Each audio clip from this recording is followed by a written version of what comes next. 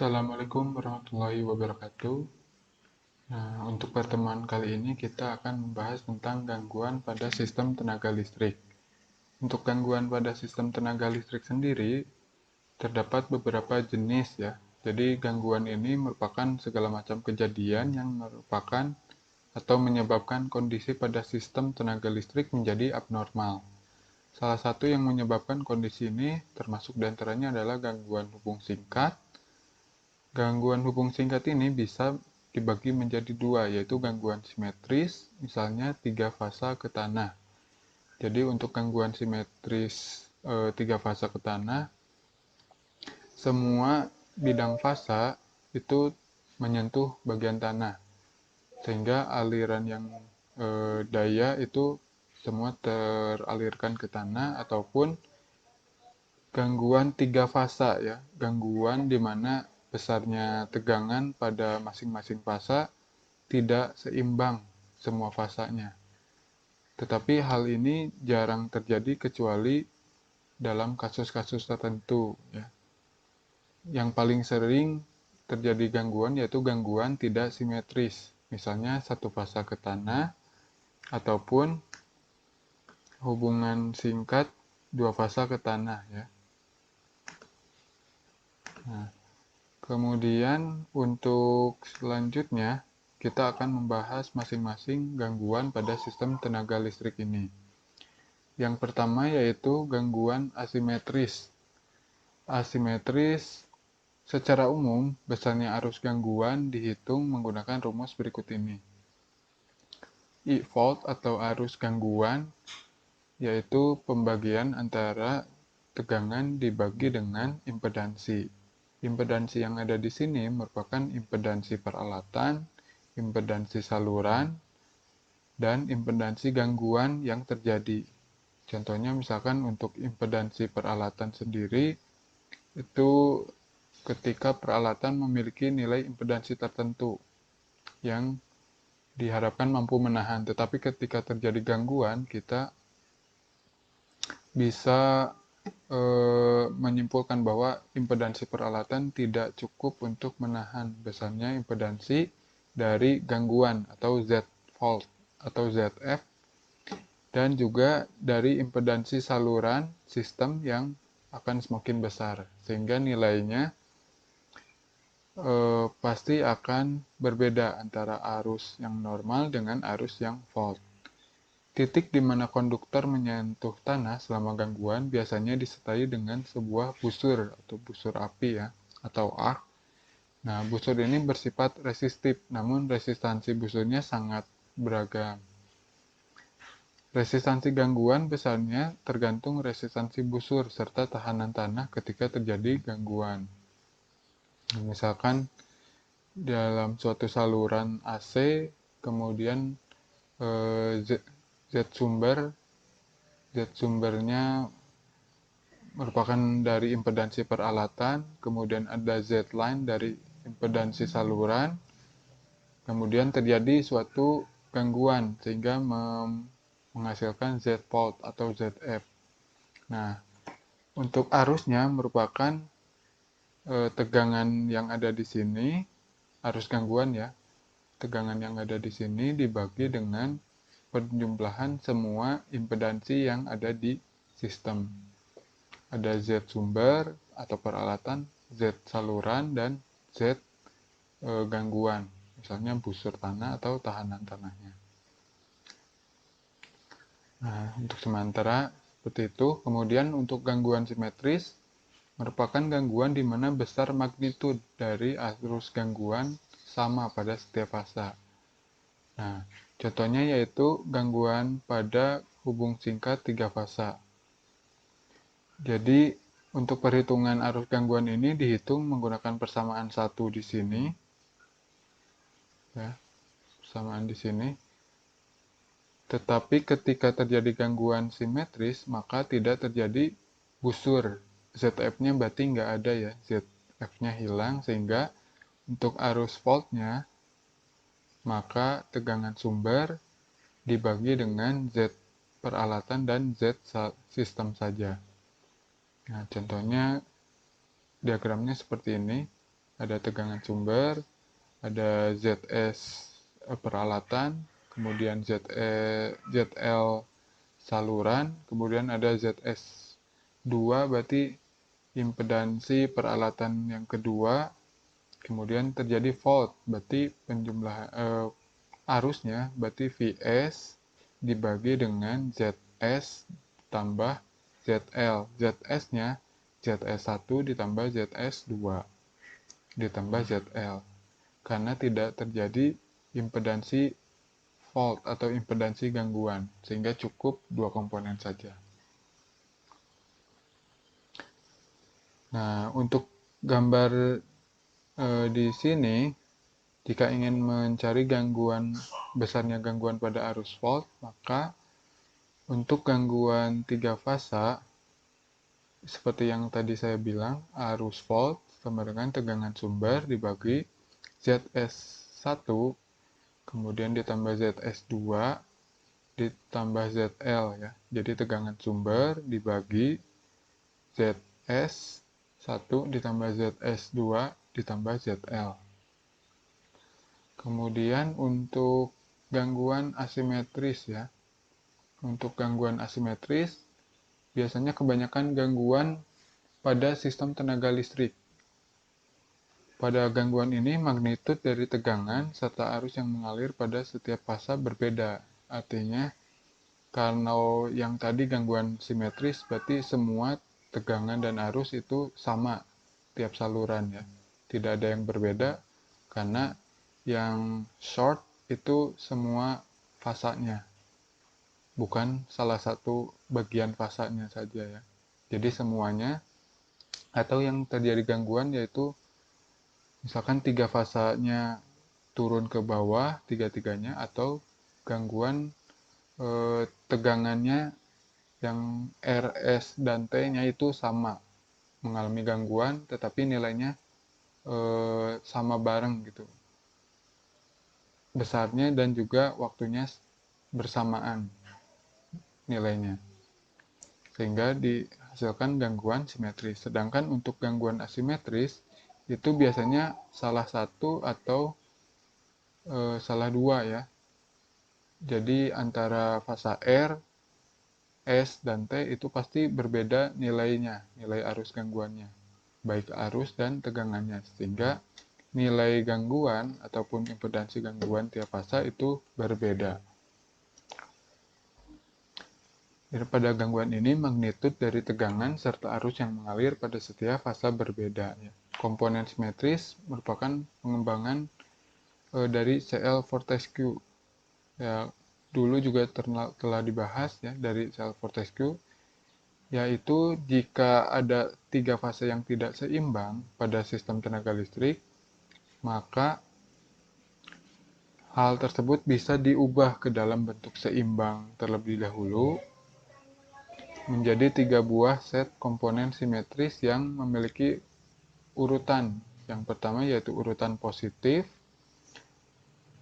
kemudian negatif, dan nol. Nah, untuk komponen positif, fasornya itu sama, di mana masing-masing itu berbeda 120 derajat.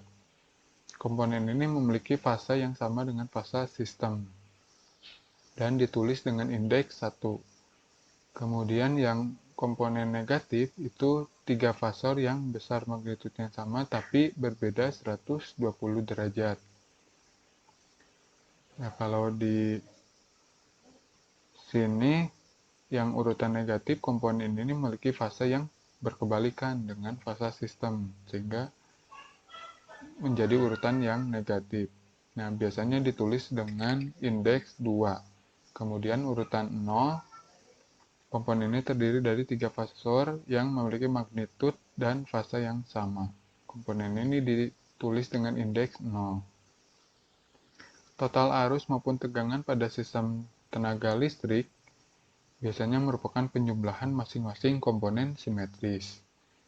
Contohnya mungkin telah dipelajari sebelumnya ya. Untuk VA berarti ada komponen positif, negatif, dan 0.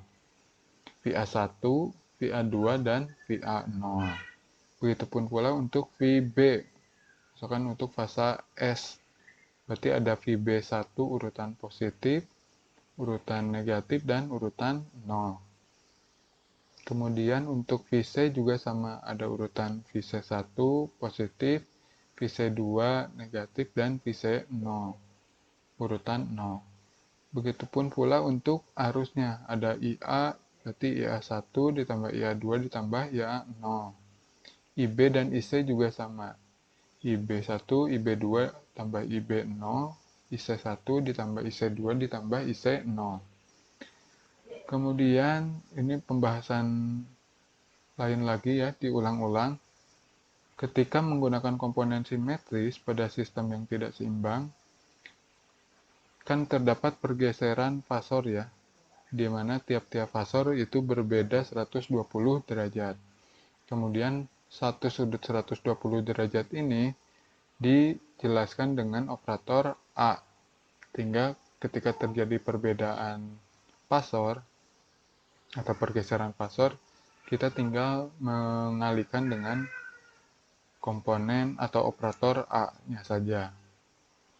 Misalkan perbedaan 120,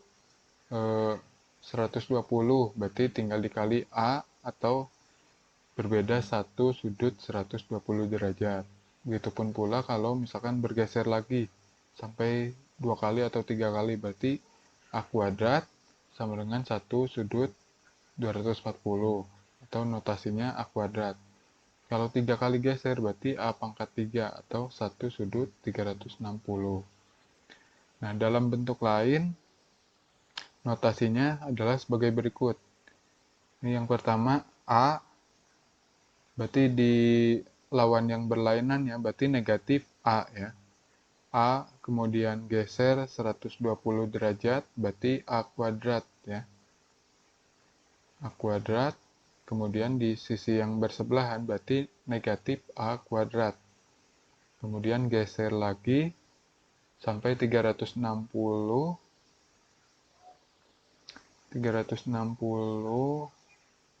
berarti sudah 1 ya, karena bergeser satu putaran. 360 berarti 1, A kuadrat ya. Kemudian di sisi yang berlawanan berarti minus 1 dikurangi minus A kuadrat.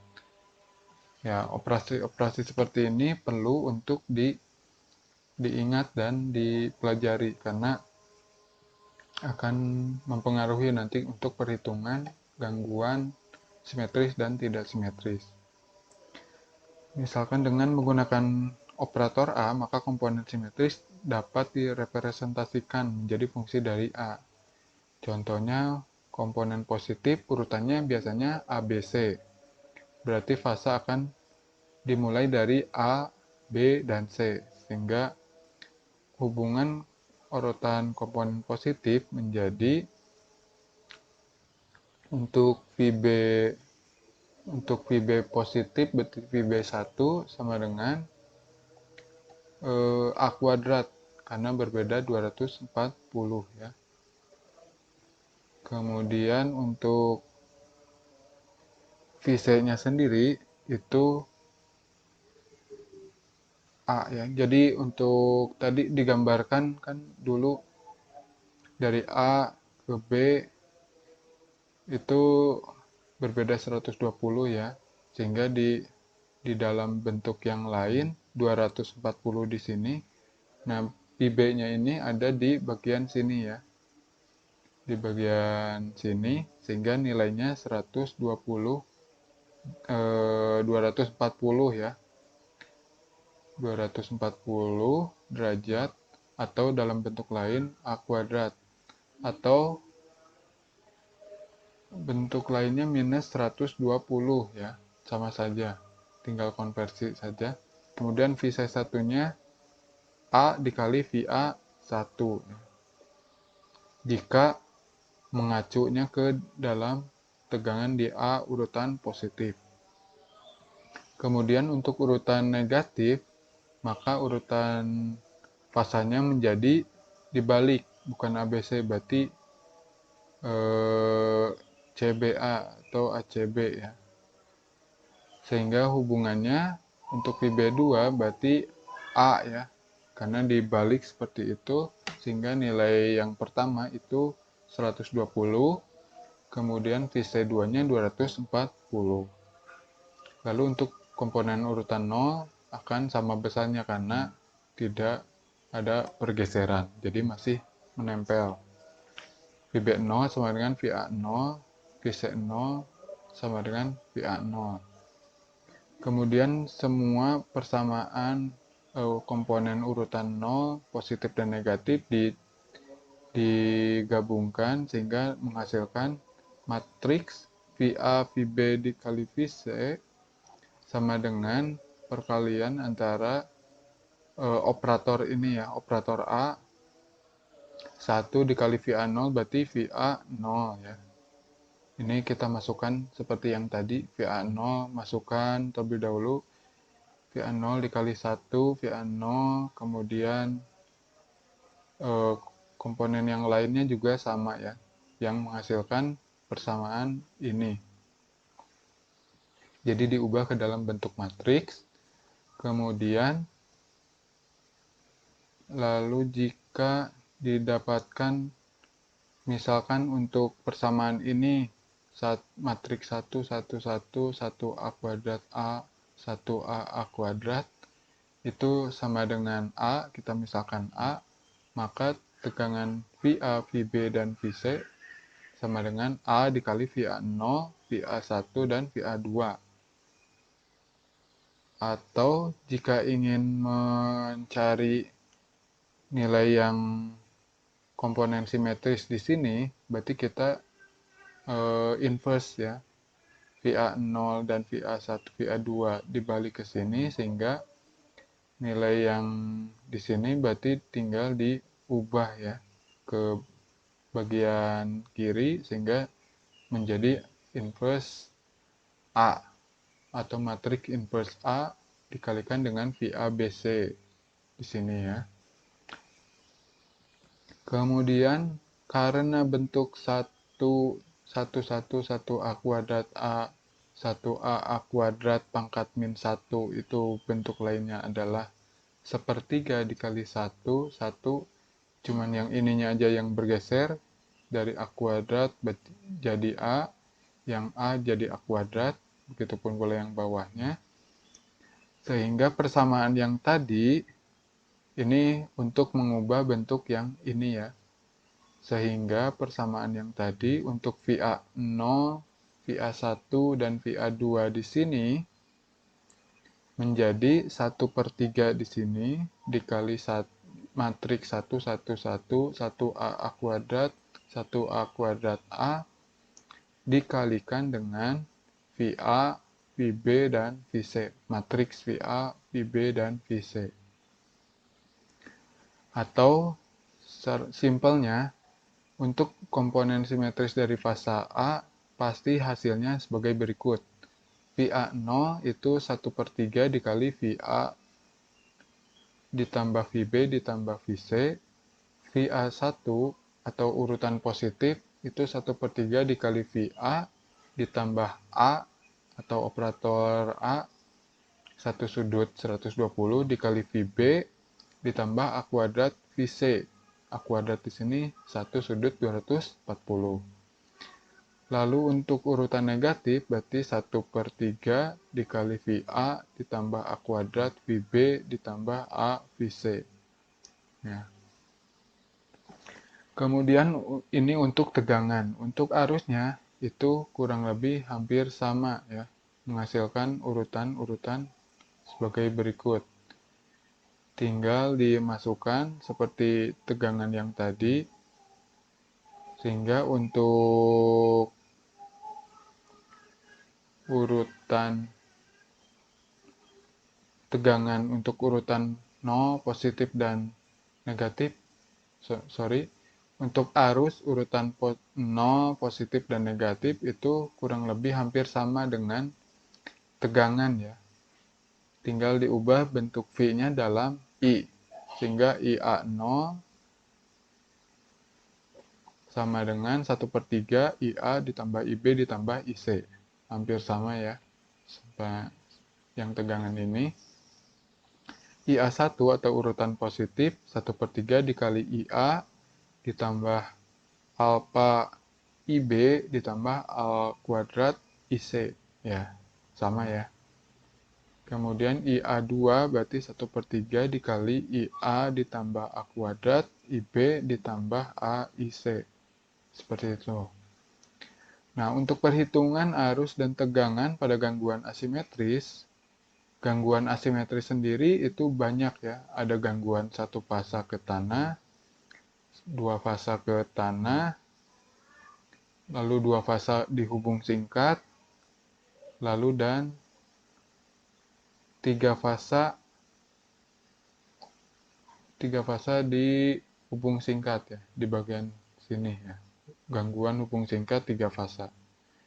Jadi kita akan bahas satu persatu ya. Untuk gangguan satu fasa ke tanah terjadi ketika sebuah fasa dari sistem tenaga listrik terhubung ke suatu tanah. Misalkan fasa A itu tersambung bagian konduktornya ke salah satu tanah, sehingga untuk persamaan ketika terjadi gangguan, maka tegangan di A itu sama dengan 0 karena teralirkan ke bawah sini. Kemudian arus di B itu sama dengan 0. Arus di C juga sama dengan 0 karena semuanya akan teralirkan ke sini ya.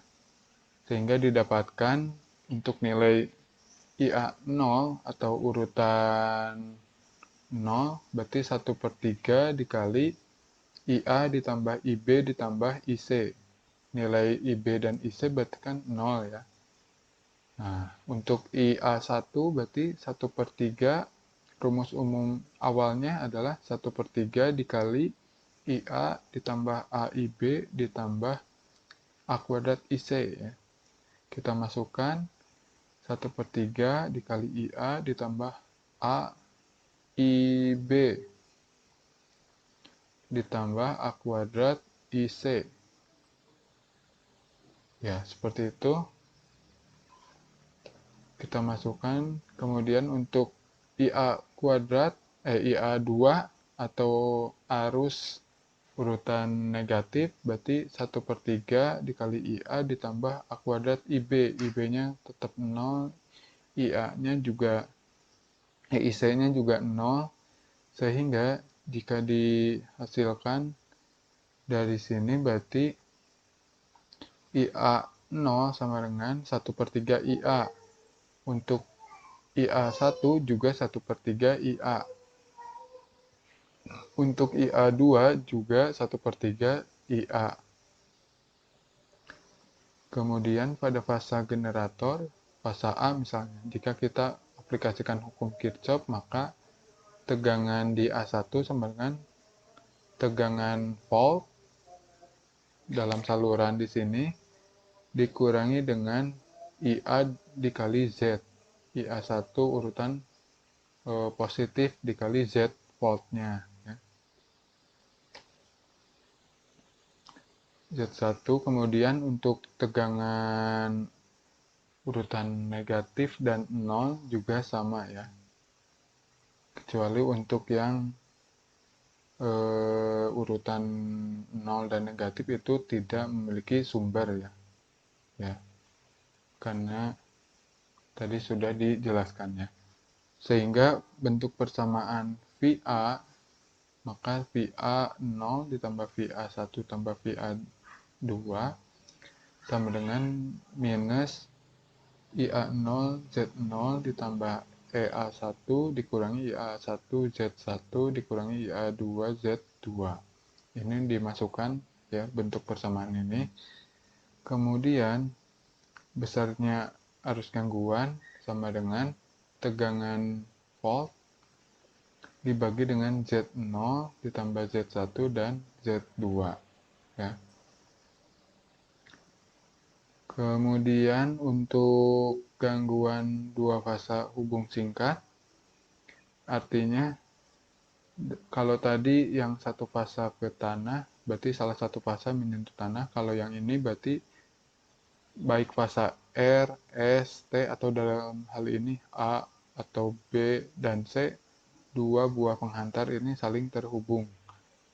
Entah itu pakai kawat ataupun hal lainnya sehingga menyebabkan short circuit.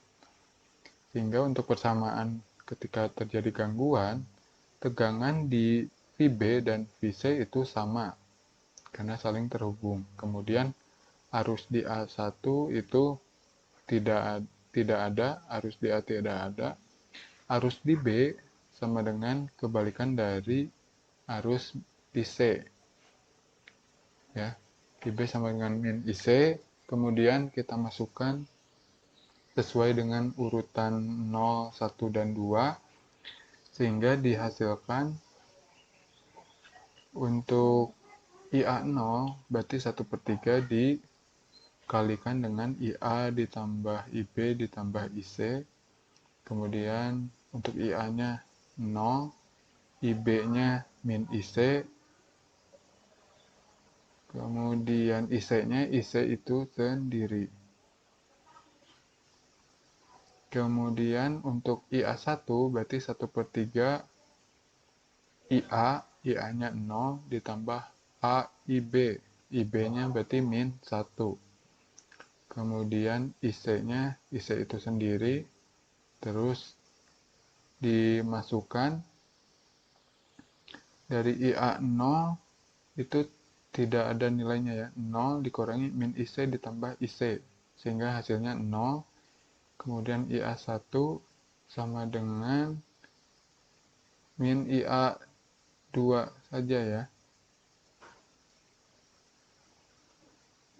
karena nilainya berlawanan ya. Kemudian VA1 sama dengan VF dikurangi IA1 kali Z1. Kemudian nilai dari IA1 berarti min IA2 ya. Sama dengan min dikali min berarti plus IA1 dikali Z2. Diubah ke dalam bentuk lain ya. Sehingga untuk nilai IA1 maka VF dibagi dengan Z1 plus Z2. Ya, untuk hubungan dua fasa ke tanah ini tinggal ketika setiap fasa terjadi gangguan, maka tegangan di V itu sama dengan 0, tegangan di C juga sama. Jadi dua fasa yang ada di sini, kalau tadi cuman hanya bersentuhan antara B dan C, ini mengalir sampai ke tanah. Sehingga tegangan di B itu akan habis ke bawah, tegangan di C juga habis ke bawah. Kemudian arus di A itu sama dengan 0. Sama seperti yang sebelumnya, kita masukkan ke persamaan. Untuk tiap urutan 0, 1, dan 2-nya, VA0 1/3 VA tambah VB dan VC. VB dan VC 0 sama dengan 1/3 VA. Kemudian VA1 1/3 VA ditambah A VB ditambah A kuadrat VC. Ya, VB dan VC-nya 0 sehingga didapatkan 1/3. VA2 juga sama, tinggal dimasukkan hasilnya 1/3 VA. Sehingga untuk gangguan dua fasa ke tanah didapatkan VA0 sama dengan VA1 sama dengan VA2. Sehingga untuk arus yang mengalir di fasa A dan fasa B itu kan semuanya mengalir ke tanah ya. Sehingga arus N netral sama dengan IB ditambah IC. Kemudian untuk menghitung arusnya, IA0 berarti 1/3 IA ditambah IB ditambah IC. Kemudian kita ubah bentuk ini